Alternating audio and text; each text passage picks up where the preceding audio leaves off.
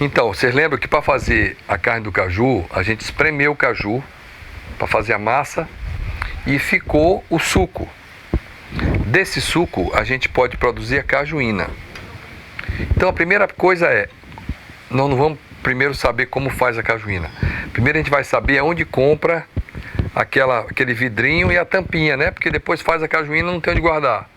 Então ela já me disse que compra aquela garrafinha lá em Teresina e aquela tampinha também. Então compra em Teresina, aqui em Caxias, talvez a gente ache também. Se é melhor comprar aqui, hein, gente? Comprar as coisas sempre que puder em Caxias, não em Teresina. Comprou a garrafinha, comprou a tampinha, tem que limpar, né? Esterilizar, né? Isso. Como é que a gente esteriliza a garrafa e a tampinha? Pronto. A gente pega a garrafa, lava com Lava. água e sabão bem lavado. Aí você bota uma água para ferver e põe a garrafa e a tampinha dentro da água fervendo.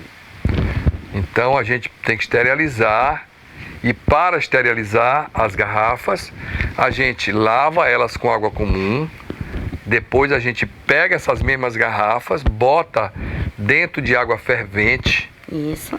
Não é isso? Isso. E deixa ferver bastante lá dentro.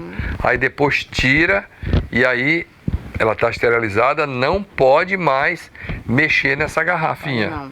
Porque se mexer ela volta a se contaminar. Exatamente. Não é isso? Isso. Então assim que funciona, para a gente poder manter as garrafinhas esterilizadas para não estragar a cajuína. Isso. Senão a cajuína vai estragar, porque vai ter bactéria dentro da garrafa e ela vai estourar, não é isso? Muito bem. Agora como é que a gente prepara a cajuína? Pronto. Pega um balde de plástico, põe o líquido, o suco de caju dentro do balde, pega a gelatina. Primeiro, ó, pega o balde de plástico limpo. Você esqueceu. Esteriliza o balde. Também, esterilizado. Também, o Tudo balde esterilizado. limpão. Limpa o balde e bota o suco lá dentro do balde. Sim, o Pronto. balde tem que estar enxuto, que não pode ter um pingo de água, de outra água, só que sei do caju. Depois que esteriliza o balde, dá uma enxugada nele. O balde não pode ter resquício de água, senão estraga o suco, porque o suco ele tem que ser puro. O suco não pode ter água, Isso. senão não dá a cajuína. Não, estraga. Estraga a cajuína, tem que ser suco puro, sem nenhum pingo d'água. Isso. Pronto, aí bota o suco lá dentro. Aí bota lá dentro. Aí pega um papeiro, bota um pouco de suco do caju e pega e dissolve a gelatina dentro, que é a gelatina própria para fazer a cajuína. Então tem um ingrediente para fazer a cajuína que é a gelatina. Corta. Porque a gelatina ela dá o corte na cajuína. Então tem que comprar essa gelatina, que é uma gelatina especial para fazer cajuína, não é isso? Isso. Aí pega a gelatina, bota num papeiro com um pouco do suco, Isso. mistura. Ferve, tem Mistura. que ferver para misturar bem. Ferve, Isso, mistura, isso. e aí? Aí bota dentro do balde que já tá o suco. Depois de fervida a gelatina com um pouco de suco, derrama dentro do balde. Balde. Sim. Aí deixa uns 10 a 15 minutos. Quando ela estiver bem cortada, aí você pega o chamado filtro, que é um pano sol Ah, então a quando sol. bota essa gelatina dentro do balde, vai ter uma reação lá química que vai cortar, igual faz coalhada, não é isso? Aquilo corta. Corta. Muito bem. Aí você pega, bota no filtro, que é um pano que a gente faz assim, um funil, tipo sol a sol. Aí você despeja o suco no pano e vai olhando com a própria garrafa caindo, tem que ficar clarificado, bem transparente. Enquanto ele não ficar transparente, a cajuína não tá boa. Aí quando ele cai dentro tem que cair direto dentro da garrafa. Da garrafinha que vai vazar. Isso. Aí quando tiver bem transparentezinha, você tampa a garrafa e põe numa panela já com água, um pano, forra o fundo da panela ali e bota as garrafas dentro da panela e bota no fogo para cozinhar. Ah, complicado fazer cajuína, mais fácil fazer carne de caju. Concordo. Ah, pega o suco, presta atenção, hein, gente, que eu acabei de aprender a fazer cajuína. Mas eu já fiz uma vez, mas eu tinha esquecido. Como é que faz a cajuína? Isso eu aprendi. Pega um balde, lava bem lavadinho, enxuga, não pode ter uma só gota de água dentro do balde. deixa ele limpinho. Aí bota o suco dentro do balde. Ponto. Pega uma vasilha qualquer, bota um pouco desse suco e bota a gelatina, deixa ferver. Quando ferver essa mistura da gelatina com o suco, bota dentro do balde. Botou dentro do balde, vai cortar. Aquele suco que está lá dentro, ele vai cortar, ficar cortado.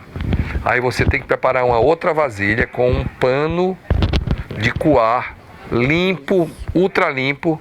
Aí você vai tirar aquela cajuína, passar no pano e ele vai ser coado. E ele tem que estar translúcido, tem que estar transparente. Aí já vai cair dentro da garrafinha. Caiu dentro da garrafinha, veda a garrafinha e bota para ferver já com a cajuína dentro. Depois de fervida, aí tá pronta a cajuína. É assim? Isso. Cozinha 1 hora a 1h30 de relógio. Eu ia perguntar, quanto tempo cozinha? Chega até 1h30. E o que determina esse tempo de cozinhar? A cor. Porque ela vai ficar branquinha na garrafinha, Isso. Quando ela está cozida, ela vai ficar vermelhinha. É vermelhinha, amarelinha, depende de cada caju. Ela muda a cor. Isso. Depende do suco do caju. Isso. Entendi. Então aí vai cozinhar e dependendo da cor que der lá na garrafinha, fica determinado se tá boa ou não de tirar da fervura. Verdade. Gente, por isso que cajuína é caro, dá muito trabalho para fazer. Para guardar, não bota diretamente no chão. Tem que botar em cima de alguma coisa, de uma tábua, de alguma coisa. Então, depois que tirar da panela fervendo, não pode botar no chão, tem que botar em cima de algum lugar. Isso. E para armazenar a cajuína, não pode também botar no chão. Não. Porque ela não pode pegar umidade, não é isso? Não, é verdade. Você tem que botar em cima de alguma coisa. Guardar em alguma prateleira, alguma coisa, né? Lugar escuro melhor ainda. E no lugar escuro por pelo menos um mês. Isso. Para curtir. Isso. Então você aprendeu a fazer cajuína e fazer carne de caju. A mesa redonda de hoje é uma homenagem àquelas pessoas que têm pé de caju em casa e que estragam o caju, que não sabem o que podem fazer do caju, porque a carne do caju, ela também pode ser guardada no freezer, né? Pode, sim. Como outra carne qualquer. Você não precisa fazer a carne e consumir no mesmo dia. Não. Você pode fazer a carne e consumir depois, não é isso? Isso. Sem nenhum problema. Com certeza. Então vocês aprenderam com a gente hoje aqui como fazer carne do caju, almôndega, mexidinho, lasanha e como fazer a cajuína. Gente, hoje o Mesa Redonda não vai ser muito longo. Eu escolhi esse lugar aqui para a gente gravar o Mesa Redonda hoje. Eu estou aqui numa propriedade da minha família que a gente chama de Bezelga, porque aqui era um sítio que pertencia a uma pessoa que nós gostamos muito, e minha família gostava muito dele e da família dele toda, chamado Carlos Bezelga. E aqui é o Bezelga. Aqui é uma propriedade que a gente preserva, são 600 e poucos hectares de chão, é muita terra. Fica aqui às margens da BR, fica a menos de 5 quilômetros de Caxias. E vocês veem que aqui tem uma nascente de água cristalina que cai aqui o ano todo, esse volume d'água é o ano todo assim, corre aqui e a gente tem muito cuidado em preservar isso aqui. Nós, durante muitos anos, desde que compramos isso aqui, já faz muitos anos que nós compramos, que a minha família comprou, sempre pensando em dar uma destinação econômica a esse espaço que não implicasse na destruição dessa maravilha e dessa dádiva de Deus, que é essa nascente de água que tem exatamente aqui. A água nasce aqui mesmo, ela sai do chão aqui e ela escorre a partir daqui até o rio Itapicuru. Esse riachinho chama-se Correntinho e ele nasce exatamente aqui, daqui ele vai embora até o rio Itapicuru. E eu queria muito que isso aqui se transformasse numa fonte de renda para as famílias, para as pessoas, que a gente pudesse produzir aqui, que a gente pudesse plantar, que a gente pudesse transformar essa vegetação em fator econômico, para gerar renda para as pessoas. E eu escolhi esse local porque eu sei que assim como eu tenho um negócio desse, muita gente em Caxias tem sítio, tem água, tem terras. E nós não produzimos quase nada em Caxias. Apesar da água, apesar da terra, apesar da natureza exuberante, nós não tiramos proveito econômico disso. Então, essa é uma atividade que nós precisamos despertar para ela, que é o ecoturismo. Trabalhar o ecoturismo, trabalhar o turismo ecológico, a partir da escola. Sensibilizar as pessoas, não só para preservar a natureza, como para tirar proveito econômico da natureza preservada.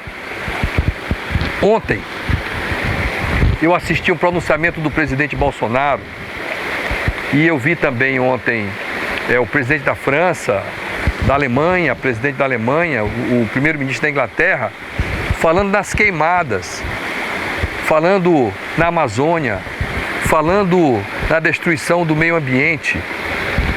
E aqui é uma prova de que o meio ambiente pode e deve ser preservado. A gente pode preservar sim, mas para isso precisa educar. Precisa educar as crianças nas escolas, para não predar, para não jogar lixo na rua, para não matar, não prender os pássaros em gaiola, para não matar os animais no interior, para não caçar de espingarda matando os animais. Se a gente não preservar a natureza, se a gente não preservar o meio ambiente, logo logo o mundo se acaba.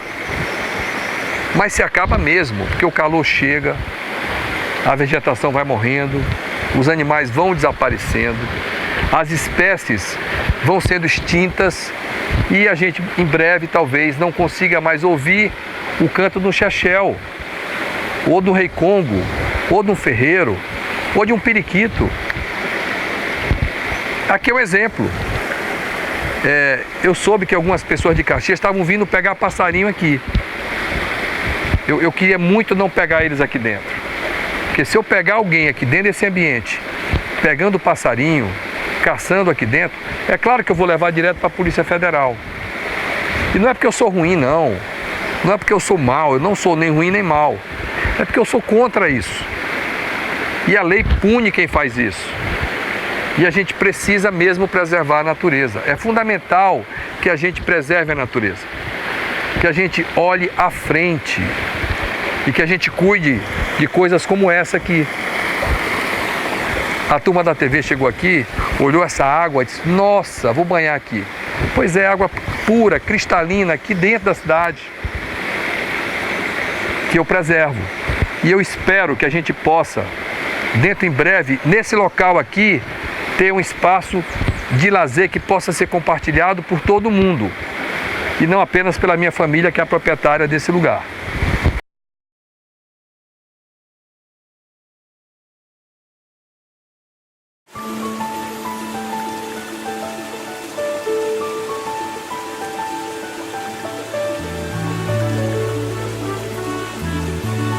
A água que brota de lençóis subterrâneos em nascentes e olhos d'água pode garantir água de qualidade e suficiente para atender às necessidades do campo, da cidade e da rica biodiversidade brasileira. O Brasil tem centenas de milhares de nascentes. Elas estão por toda parte e exigem cuidados, proteção. Para orientar o produtor rural brasileiro a fazer a sua parte, a Confederação da Agricultura e Pecuária do Brasil, CNA, e o Serviço Nacional de Aprendizagem Rural, SENAR, criaram o Programa Nacional de Proteção de Nascentes.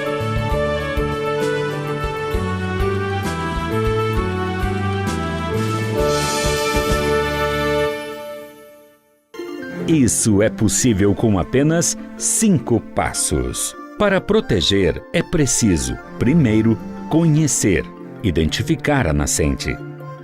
Existem 3 tipos de nascentes: nascentes de vale, nascentes de contato e nascentes de encosta, como esta que encontra-se cercada e já com diversas ações na área de conservação de solo para aumentar a produção da água disponível nesta nascente.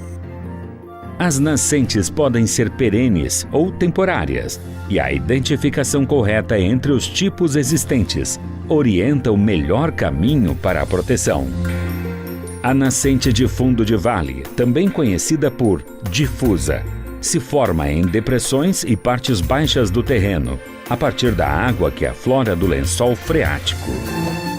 A nascente de encosta ocorre quando a camada impermeável do aquífero tem uma inclinação inferior à da superfície da terra, ocasionando o aparecimento superficial do lençol. Isso acontece geralmente em um só ponto, dando início a um curso d'água, principalmente nas encostas e grotas de regiões montanhosas. A nascente de contato surge do lençol freático, quando este se encontra preso entre duas camadas de rocha. A água penetra nas rachaduras das rochas, formando a nascente. Cercar a nascente. Depois de identificar, há dois caminhos. Quando não há acesso de animais na área da nascente, a simples identificação promoverá a proteção. No caso de áreas com produção animal, é preciso proteger a nascente, construindo uma cerca ao redor dela. Para fazer o cercado, você vai precisar de estaca, trena, furadeira, arame liso, enxada, cavadeira, alavanca, martelo, óculos de proteção, lápis, botas, machado e luvas de raspa. Inicie o trabalho de cercamento da nascente marcando o tamanho do raio. Em seguida, marque os locais dos mourões e estacas, fixe os mourões, trave os mourões e fixe os arames. Limpar a área. Para garantir a proteção e a saúde na nascente, são necessárias medidas como a limpeza do solo. Essa limpeza objetiva retirar o material excedente e evitar o assoreamento através da erosão. Já na cidade, além dessas medidas adotadas nessas nascentes do campo, é necessária a retirada de lixos, garrafas PET, plástico e outros entulhos. Em áreas com as características naturais preservadas, é importante retirar materiais estranhos ao ambiente, como lixo e plantas invasoras. Essa limpeza deve ser feita com muito cuidado para não expor o solo. A retirada das plantas invasoras é fundamental para garantir o desenvolvimento das nativas que serão plantadas. A limpeza na área de afloramento da água exige cuidado redobrado. O excesso de terra e o material orgânico indesejável devem ser retirados e levados para longe. Se a área tiver declive, é importante fazer uma proteção extra onde aflora a água, com barreiras naturais, como pedras e troncos, para evitar o acúmulo de terra, folhas e pequenos galhos trazidos por enxurradas. Controlar a erosão. Conservar o solo também é fundamental na proteção de uma nascente e de suas margens para evitar a erosão hídrica. A erosão é o processo pelo qual a água desloca o solo e pode causar assoreamento, pode causar erosão laminar e pode deslocar essa terra do lugar onde deveria estar, prejudicando a produção de água. O primeiro passo para evitar a erosão é usar o solo de acordo com a sua capacidade. O segundo é adotar práticas que conservem o solo, que evitem a erosão. Práticas vegetativas. Aquelas que usam a própria vegetação para defender o solo contra a erosão, como o plantio direto, a cobertura morta e a adubação verde. Edáficas. Aquelas práticas que modificam a forma de cultivar o solo, como o plantio em nível e contorno. E mecânicas. Estruturas construídas pelo homem, como terraços e distribuição racional de estradas e caminhos. Replantar espécies nativas. A proteção do entorno das nascentes é muito importante através da revegetação com espécies nativas, a exemplo dessas que estão sendo produzidas aqui. Essas espécies garantirão a estabilidade do solo, uma melhor infiltração da água, evitará o carreamento de terra e o assoreamento da nascente e uma produção de água melhor em quantidade e qualidade. Em áreas degradadas ou que sofreram interferência do homem, é preciso planejar o reflorestamento, utilizar plantas nativas típicas da região e de diferentes tipos para chegar o mais próximo possível da diversidade original da área. O plantio deve ser realizado obrigatoriamente no período chuvoso, para garantir o bom desenvolvimento das mudas. É importante alternar as espécies pioneiras, que crescem mais rápido, oferecendo uma maior proteção ao solo inicialmente, como as de crescimento lento, mas que atingem maior porte ao longo do tempo. As espécies regionais, com frutos que podem ser consumidos por aves e outros animais, ajudam a recuperar as funções ecológicas da floresta. Para garantir o sucesso da proteção da nascente, antes de iniciar o replantio, é necessário preparar o terreno, fazer o controle de formigas cortadeiras para evitar que acabem com as mudas e adubar as covas que vão receber as mudas. O plantio deve ser feito em nível e alternando as espécies, para evitar que mudas iguais fiquem próximas umas das outras. É importante monitorar a área uma vez por semana durante a fase inicial de crescimento, para controlar o aparecimento de formigas. No máximo, 30 dias após o plantio, é preciso conferir se todas as mudas plantadas vingaram. As mortas devem ser retiradas para que novas mudas sejam plantadas no mesmo lugar.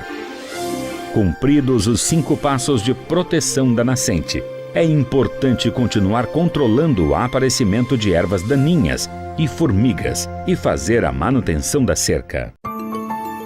As nascentes e olhos d'água são áreas de preservação permanente, as APPs. O Código Florestal prevê a proteção nas áreas no entorno das nascentes e dos olhos d'água perenes, independente da situação topográfica, planície, área alagada ou montanhosa. Em áreas já consolidadas pela agropecuária, o Código Florestal prevê a manutenção de atividades de ecoturismo e de turismo rural, sendo obrigatória a recomposição do raio mínimo de 15 metros ao redor da nascente protegida. O Código Florestal também restringe a retirada de vegetação nativa em APP, que só pode ser autorizada em caso de utilidade pública, interesse social ou atividades eventuais ou de baixo impacto ambiental.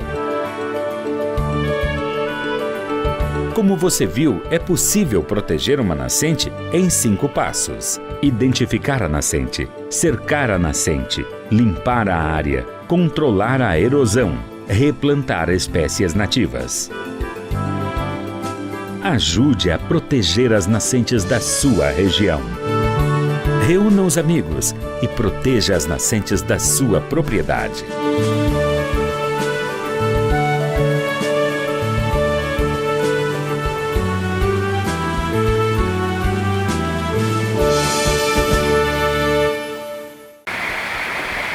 Então, o Mesa Redonda de hoje, eu estou fazendo aqui nesse lugar porque a gente está vivendo um momento onde todo mundo começa a se preocupar. Pela primeira vez o mundo se volta para a Amazônia. E aqui, como eu falei há pouco, é um lugar dentro da cidade de Caxias, uma área imensa, são 620 hectares, totalmente preservada, com água, com a nascente e com muitos buritis. Um buritizal imenso, que esse ano vai ter uma carga excepcional. Esse ano nós vamos ter uma colheita de buriti aqui fantástica. E eu mostro para vocês isso porque eu defendo e falo sempre da importância de nós preservarmos a natureza. Não se pode mais queimar o chão, não se pode mais devastar as matas, as florestas, nada. A gente precisa preservar a natureza. E aqui é um bom exemplo disso.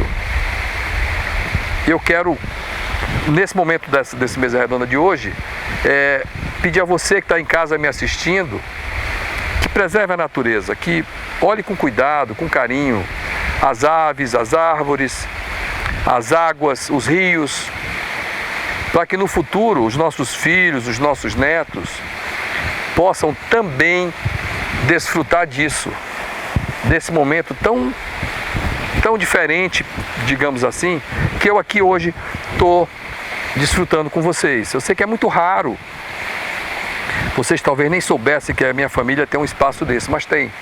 Aqui é uma área que nós temos há muitos anos e que nós chamamos de Bezelga ou Fazenda Nova, e nós preservamos com muito carinho, muita água, muitas árvores e a natureza totalmente preservada. A Redonda de hoje é muito curtinho e a gente está fazendo aqui, nesse lugar, para lembrar você a importância de preservar a natureza, a importância de zelar pelos riachos, pelos rios, pelas águas, a importância de repreender pessoas que tocam fogo no chão, que queimam as árvores, que destroem o ninho dos pássaros, que matam os animais silvestres. A importância de dizer para você que a sobrevivência do mundo e da humanidade está nas nossas mãos, nos nossos atos, naquilo que a gente faz para preservar e conservar a natureza. Um ótimo final de semana e até a próxima semana, com a ajuda de Deus.